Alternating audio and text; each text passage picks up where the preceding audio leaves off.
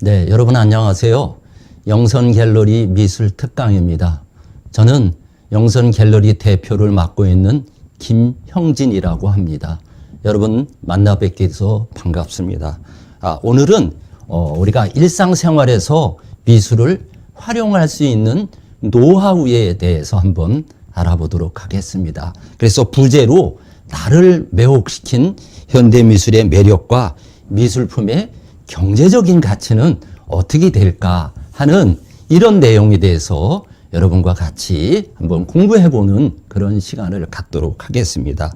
그래서 최근 미술에 대한 관심은 이제는 감상과 수집의 시대를 넘어서 투자의 시대를 맞았다는 점에 우리가 한번 주목해 볼 필요가 있다고 보겠습니다. 그래서 이 미술품에 대한 관심이 이제는 구체적이고 뚜렷한 목적이 있으며 그 바탕에는 특별한 기대 심리가 작용한다라고 말씀을 드릴 수가 있겠습니다. 그래서 최근에 미술 시장에 큰 활기를 불어넣는 구성원이 바로 세대 교체를 이루고 있다 하는 부분에 맞물려 있다.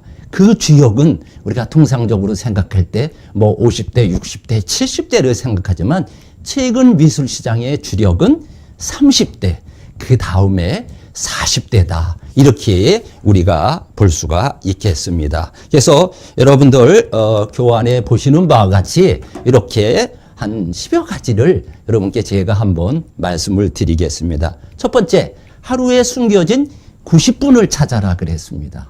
그렇죠? 그래서 보통 출근 후 업무 시간 전 30분, 그 다음에 점심시간 전후 30분, 그 다음에 잠들기 전 30분을 우리가 한번 투자해 볼 필요가 있다. 그래서 출근 시간 전후 업무 시간 전 30분에는 미술에 관련된 뉴스를 점검한다. 그래서 칼럼이라든가 분석 기사를 한번 우리가 보고 마음에 와닿는 기사는 스크랩하는 그런 시간이라고 볼 수가 있겠습니다. 두 번째, 점심시간 전후 30분은 스크랩한 기사 내용의 관련 정보를 인터넷에서 웹서핑을 통해서 다양하게 그 정보에 접근해보는 이런 부분이 또 필요하다고 볼 수가 있겠습니다. 또 잠들기 전 30분은 바로 다지는 시간으로서 가장 감명 깊게 내 마음에 와닿던 그런 내용을 뭐 메모를 장에 해둔가 포스트잇에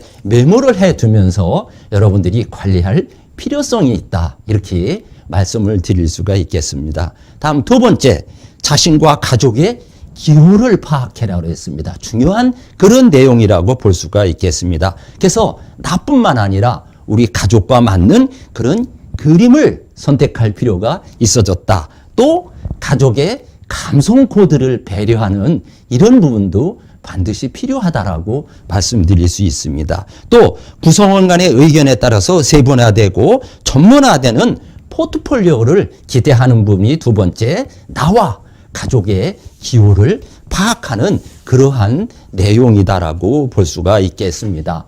다음 이제 세 번째로 작가에 대한 정보를 수집하라고 했습니다. 그렇죠? 그래서 평소 하루 90분씩 투자해서 모은 정보는 그 관리가 생명이다. 이렇게 우리가 볼 수 있습니다. 그래서 빠른 시간 내에 그 자료를 찾아볼 수 있도록 여러분들이 폴더로 정리해 두는 그런 게 필요하다는 겁니다. 그 다음에 이제 작품 정보를 얻어내면 점차 특정한 성향으로 압축이 된다고 말씀드릴 수 있습니다. 그래서 여러분들이 관심 가는 작가가 정해지면 그 작가의 자세한 면모를 관찰해 볼 필요가 있다. 그래서 특히 지금의 작품, 인지도에 있는 작품을 탄생시킨 지난 작품의 변천 과정은 어떠했는가를 꼭 한번 살펴봐야 될 그런 항목이다라고 볼 수가 있겠습니다. 그래서 이런 부분을 해두면 그 작가가 지금까지 어떻게 했고 앞으로의 비전은 어떻게 될까 하는 부분에 대해서 여러분들이 쉽게 자료로서 정리해 둘 수 있다. 또 이런 부분이 관심을 갖고 찾아보는 부분이 바로 저평가된 작가를 발굴하는 그런 어떤 계기도 될 수 있다. 왜 그러냐면요. 작가가 성공하려면 전문가들이 보통 15년 이상이 돼야 된다는 그런 얘기를 많이 하고 있습니다. 그래서 성공되는 15년, 20년 이전에 그 작가는 어떤 그런 변모를 가져왔나 하는 부분이 중요하다라고 말씀드릴 수 있습니다. 다음 네 번째, 토론할 수 있는 동료를 만들어라 그랬습니다. 그래서 혼자 하면 지치게 돼 있습니다. 그래서 꾸준한 정보를 교환하고 서로 검증할 수 있는 한 3명 내지 5명 정도의 소그룹을 형성해서 공부하는 부분이 굉장히 중요하다. 이렇게 말씀드릴 수 있습니다. 또 개개인의 독립된 개성보다는 다양한 정보 채널을 통한 그런 그룹이 필요하다라고 볼 수 있습니다. 그래서 회사나 어떤 동호회 이런 모임을 통해서 고급 문화 콘텐츠를 축적하는 이런 부분이 필요하다. 그래서 저희 영선 갤러리에서도 1년에 몇 번씩 특강을 합니다. 특강을 하면서 동호회를 만들어서 그림 모임을 운영하고 있습니다. 그래서 그림 감상도 하고 또 신인 작가, 유망 작가를 모셔다가 그 작품을 좀 설명도 듣고 또 그 작품을 소장하는 그런 시간을 갖고 있다고 말씀드릴 수 있겠습니다. 다음 5번째로 현장에 나서길 주저하지 마라 하는 이런 부분입니다. 그래서 우리가 늘 얘기하는 백문이 불여일견이라고 볼 수 있습니다. 그래서 미술관, 전시회 이런 데를 자주 찾아 나서야 됩니다. 찾아갈 때 혼자 가시지 말고 가족 나들이를 여러분께 한번 권장을 합니다. 그래서 가정의 화목과 정서 함양을 위해서도 굉장히 중요하다라는 이런 부분입니다. 그래서 여러분들이 유능한 프로 컬렉터를 희망한다면 되도록이면 처음부터 완성도 높은 전시나 작품을 골라보려고 노력하는 애쓰는 그런 모습이 굉장히 중요하다. 왜 그러냐면 의외로 처음 각인된 선입관이 여러분들 마음속에서 오래 갈 수 있기 때문입니다. 그런 부분으로 해서도 현장에 나서는 것을 주저하면 안 되겠다라는 말씀을 좀 드립니다. 다음은 6번째로 평소에 수집할 항목을 물색하라는 겁니다. 그렇죠? 그래서 내가 만약에 작품을 사게 된다면 하는 생각을 잊지 말고 정보 수집하고 감상하고 찾아다녀야 된다라고 말씀드릴 수 있습니다. 그래서 어떤 상황에서 어떤 정보를 접하더라도 현장감 있는 정보를 수집할 수 있다. 이렇게 말씀드리는 겁니다. 그래서 미술계에서 그럽니다. 기회는 순간에 다가왔다. 찰나에 지나간다는 것. 늘 준비할 필요성이 있다. 또 하나 경제적인 부분입니다. 그래서 우리 흔한 말로 총알을 준비하는 것보다 더 중요한 것은 그 작품이 정말 내가 좋아하는 그런 거 될 수 있을까? 그걸 판단하는 안목이 더더욱 중요하다라고 말씀드릴 수 있습니다. 그래서 숙련된 사람일수록 기회를 놓치지 않는 그런 안목을 갖고 있다. 이렇게 말씀을 드릴 수가 있겠습니다. 또 7번째, 저평가된 유망 작가를 공략하라고 했습니다. 그렇죠? 누구든지 저평가된 유망 작가 공략을 해야 되는데 그게 쉽지 않은 겁니다. 그래서 우리가 이런 강의도 듣고 공부도 하는 그런 과정이라고 볼 수 있습니다. 그래서 현재 한참 상종가인 인기 작가보다는 잠재 블루칩 작가를 찾아서 나서는 것이 투자 대비 수익률이 매우 좋다라고 말씀드릴 수 있습니다. 근데 과연 어떤 작가가 유망 작가인지 이런 걸 알아보는 게 굉장히 어렵다. 그래서 그만큼 많은 공부를 해야 된다라고 말씀드릴 수가 있겠습니다. 그래서 우리가 너무 지나치게 앞서간다기보다는 약간 반발짝씩 정도만 앞으로 가는 게 좋다. 저는 유망 작가를 제가 저 마음에 닿는 유망 작가를 선정할 때는 여러분들 한국 아트페어 키아프라고 그러죠. 키아프 마니프 전시 같은 데 가보면 예를 들어 키아프 가면 우리나라의 유명 갤러리들이 다 나옵니다.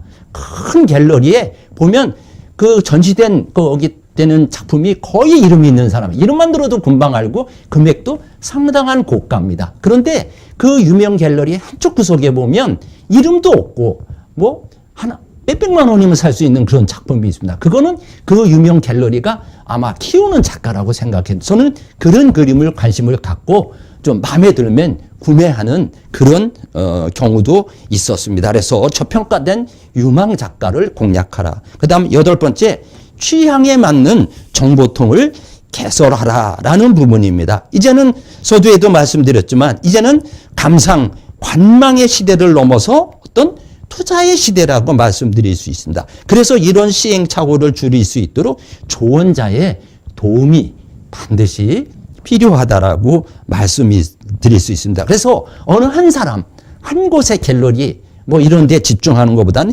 여러 채널이 닿다라고 말씀드릴 수가 있겠습니다. 그래서 우리가 보통 경매나 화랑은 우리 미술시장의 중심축에는 분명하지만 어느 특정 한 곳에 의존한다면 다양한 작가나 작품에 접할 기회가 줄어든다고 볼 수가 있겠습니다. 그래서 적어도 지나친 혼선이 야기되지 않는 선에서 객관적인 검증을 위해서도 여러 정보에 귀를 기울일 필요가 있다라고 말씀을 드릴 수 있습니다.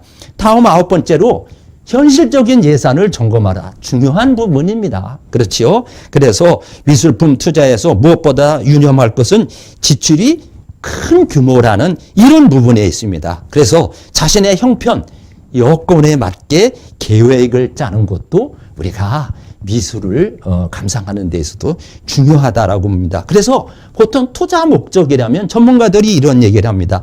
보통 자신의 연봉의 10분의 1부터 시작하는 게 좋다라고 말씀드릴 수 있습니다. 그래서 우리가 금액으로 보통 하한가 한 500만 원에서 상한가 한 1000만 원 정도가 가장 좋다. 그래서 이 정도 가격이면 한 30, 40대 유망 작가 한 40호 내지 50호 크기를 구입할 수 있다라고 볼 수가 있습니다. 그래서 이런 작품을 구입해서 우리 여러분들 가정의 집안의 가장 메인 벽면인 거실에 걸었을 때 가장 효과적인 그림이다라고 볼 수가 있겠습니다. 그래서 나중에 여러분들이 이 작품을 혹시라도 리세일할 때 가장 효율적인 수익을 낼 수 있는 크기가 이 정도 크기다. 이렇게 말씀을 드릴 수가 있겠습니다.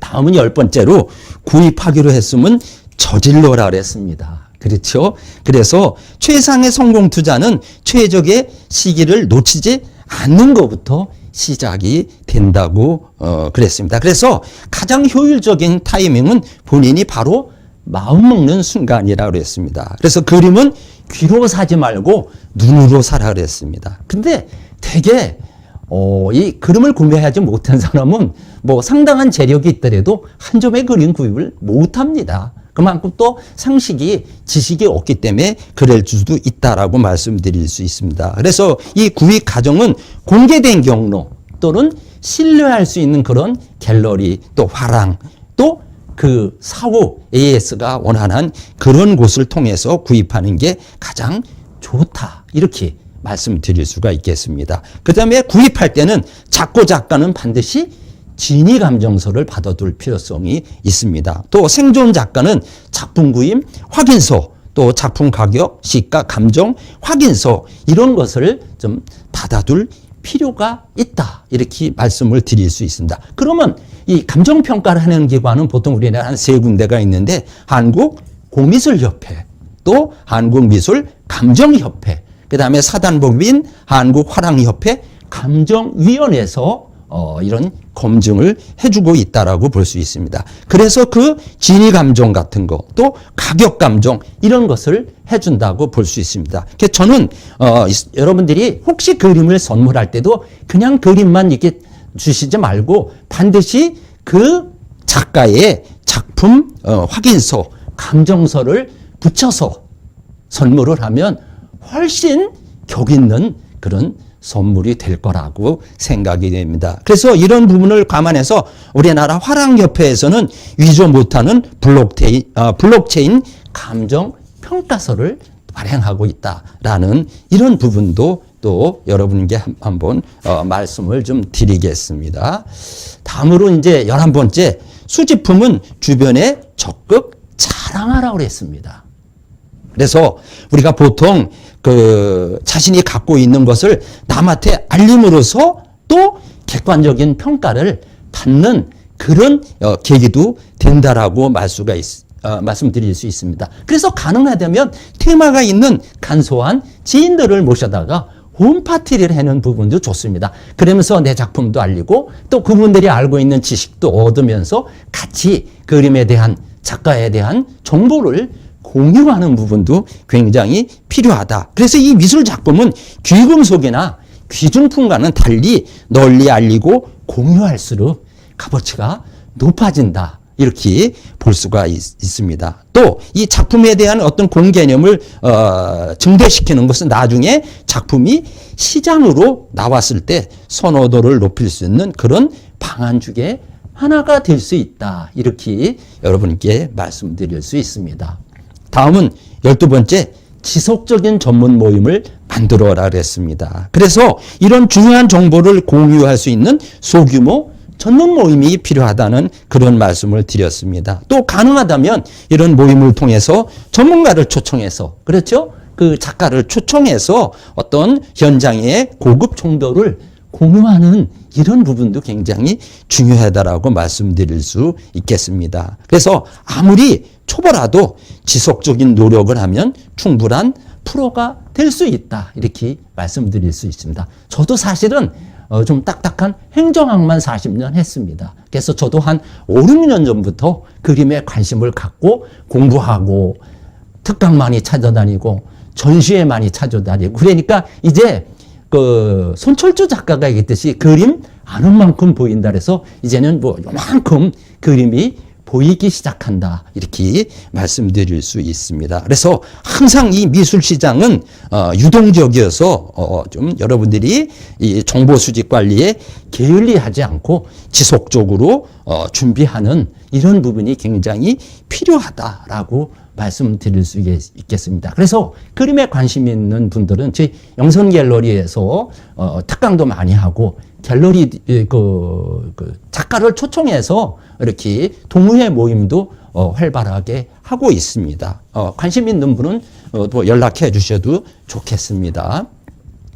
다음은 13번째로 보관 습관은 작품의 가치를 좌우한다 그랬습니다. 굉장히 중요한 그런 부분입니다. 그래서 작품 보관의 중요성, 조명 설치 이런 부분 바로 작품의 가치는 소장 상태가 크게 좌우한다라고 말씀드릴 수 있습니다. 대개 진위 감정 다음에 보는 것이 바로 보존 상태로 1차 가격을 판단한다. 이렇게 말씀드릴 수가 있겠습니다. 그래서 투자 목적이건 아니면 본인이 좋아서 전집에다가 이렇게 그림을 걸어두고 간에 반드시 바른 보관 습관을 들여야 될 필요가 있다. 이렇게 말씀드릴 수 있습니다. 그래서 작품의 보관 방법은 첫 번째, 직사광선을 피할 필요가 있다는 겁니다.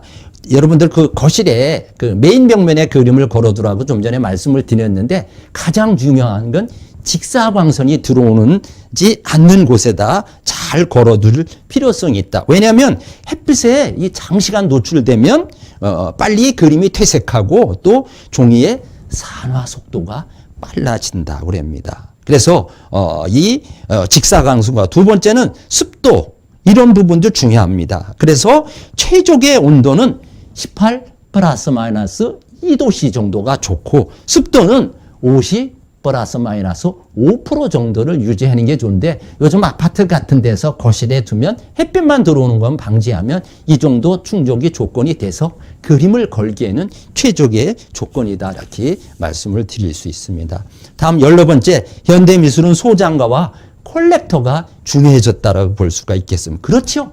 그 그림을 작가가 그림도 잘 그려야 되지만 그 그림을 누가 소장하고 있느냐에 따라서 그 작가 그림의 가치가 틀려진다고 볼 수 있습니다. 그래서 우리나라에 보통 10년 전에는 단연 박수근 화백이었다랍니다. 이 박수근 화백의 그림은 보통 내수용이라고 우리가 보고 있습니다. 또 현재는 백남준, 이유한, 김한기 이를 이어서 최근에는 박소보 또는 김덕용, 김동률에는 이런 작가들의 작품이 부가가치가 있어졌다. 그래서 내수는 김한기다는 겁니다. 김한기 작가 같은 물량이 별로 없다고 합니다. 또 뭐 정확한지는 모르겠지만 김한기 작가는 그림을 안 팔려고 아주 100호 200회 200호 큰 그림을 그렸다고 합니다. 또 장기적으로는 전문가들이 이완 작가라고 합니다. 왜 그러냐면 이완 작가는 지금도 생산이 가능하기 때문에 그렇다고 말씀드릴 수가 있겠습니다. 그래서 이 현대미술은 소장가와 콜렉터가 중요해졌다 그랬는데 몇 가지 그 작가가 누가 소장하고 있나 하는 부분을 한번 말씀을 드리겠습니다. 여러분들 잘 아시는 배병우 사진 작가가 있습니다. 이분은 사진 작가입니다.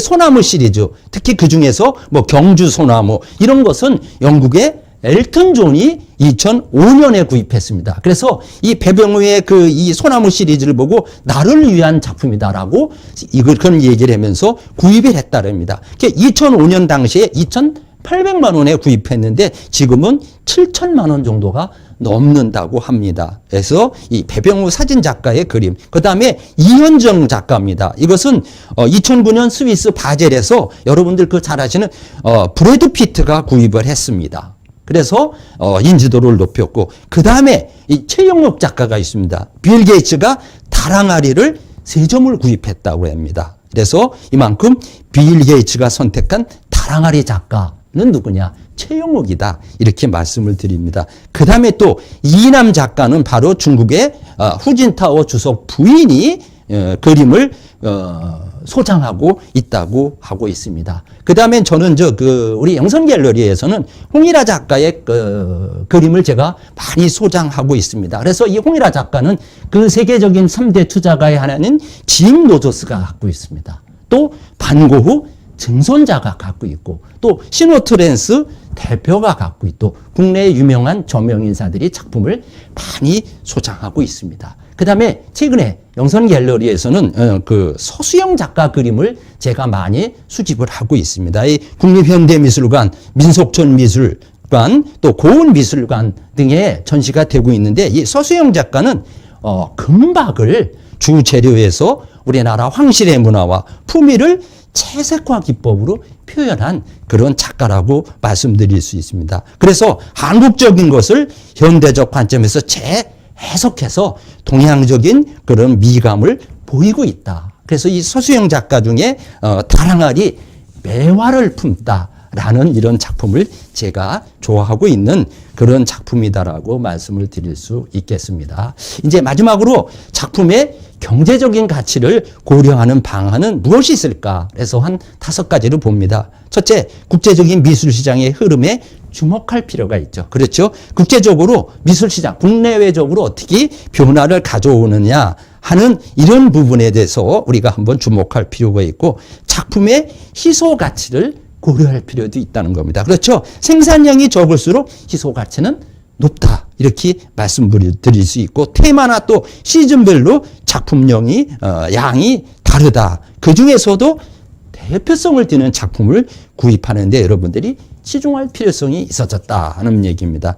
또 세 번째, 자신의 객관적인 편견보다는 다른 사람의 객관적인 의견에도 기울을 기울여라. 좀 제가 중간에도 말씀드렸던 그런 내용이라고 말씀드릴 수 있습니다. 그 다음에 네 번째, 충동 구매는 경계해야 된다는 겁니다. 그림은 즐기면서 콜렉터 하는 사람이 제일 행복하다 그랬습니다. 저는 그래서 갤러리를 조그맣게 운영하면서도 남이 좋아하는 그림보다는 늘 제가 좋아하는 그림을 선택합니다. 그러니까 매일매일이 행복하다. 이렇게 말씀드릴 수 있습니다. 그래서 예산이 허락하는 범위 내에서 정기적으로 컬렉션하는 이런 부분이 필요하다라고 말씀드릴 수 있습니다. 그래서 여러분들이 선호하는 작가의 시즌별 그런 대표작을 구입하되 그 작가의 그 활동상을 지속적으로 관찰할 필요성이 있어졌다. 이렇게 말씀드릴 수가 있겠습니다. 그래서 제가